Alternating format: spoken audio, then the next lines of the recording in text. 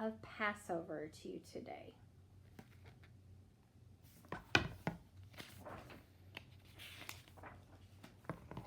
The story of Passover begins more than 3,000 years ago when Jacob and his family settled in Egypt.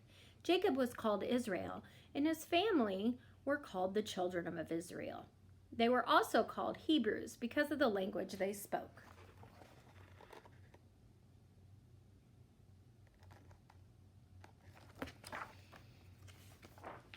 Many years passed, and Jacob and his children had all died. To the Pharaoh, the ruler of Egypt, the children of Israel were outsiders. He was afraid that one day they would rebel.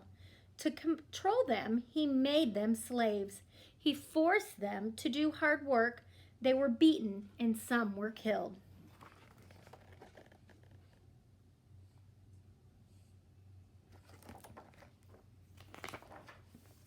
The wise men of Egypt told the Pharaoh that one day a Hebrew boy would be born and who would lead his people against Egypt.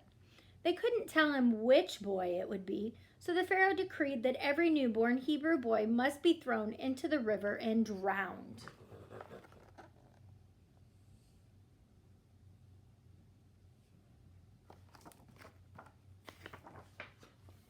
One boy was saved. At first, his mother had him.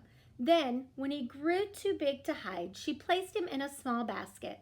She put the basket in the river, and the baby's sister Miriam hid nearby to see what would happen. A princess, the Pharaoh's daughter, found the baby. She named him Moses and planned to raise him as her own child.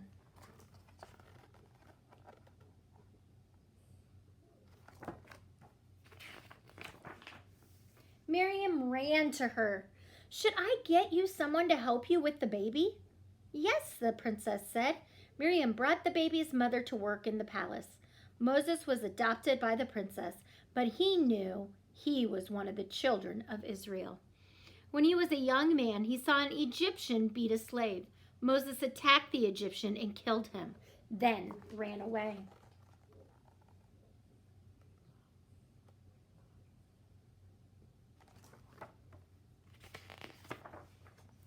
Moses settled far from Egypt. He married and worked as a shepherd. One day, while Moses was watching his sheep, he saw a burning bush. There were flames, but the bush wasn't harmed. "Moses, Moses," a voice called from the bush. "Yes, here I am." God spoke to Moses from the burning bush. He told Moses to lead the children of Israel out of Egypt.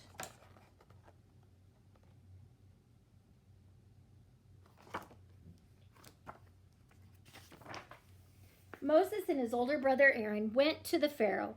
They asked him to let the children of Israel go free. The Pharaoh refused. He forced the children of Israel to work even harder. Moses and Aaron warned him that if he didn't let the Hebrews go, the waters of Egypt would turn to blood. The Pharaoh refused, and the waters turned to blood.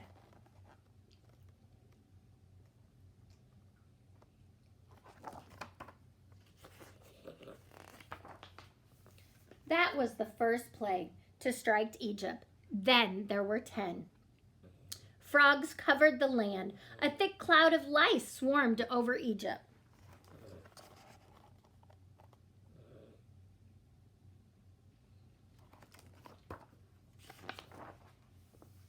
Animals ran wild. The Egyptians' cattle became terribly sick and died.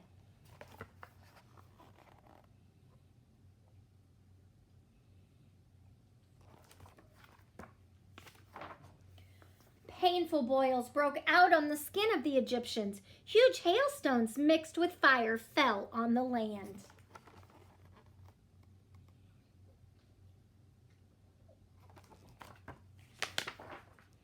A swarm of locusts attacked Egypt. It was as dark as night in the middle of the day.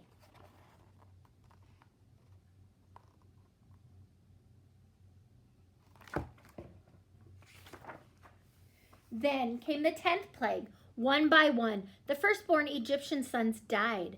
The angel of death only visited the homes of the Egyptians. He passed over the homes of the children of Israel. The Pharaoh was frightened. He was a firstborn son. He called for Moses and Aaron. "Leave now," he told them. "Go quickly before we all die."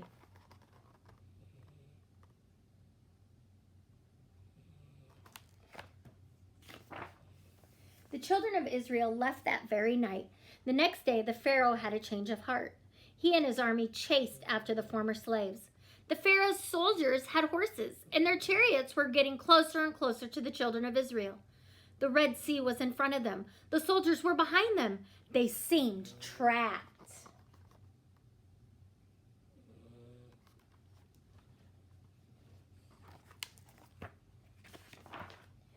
God told Moses to lift his stick to spread his hands over the sea.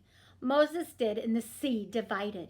The children of Israel walked through the sea on dry land.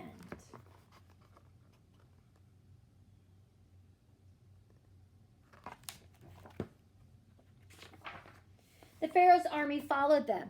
Then, when the soldiers were in the midst of the sea, Moses raised his stick again.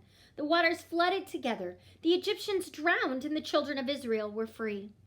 On Passover, Jewish people all over the world celebrate their freedom from slavery and their beginning as a great nation.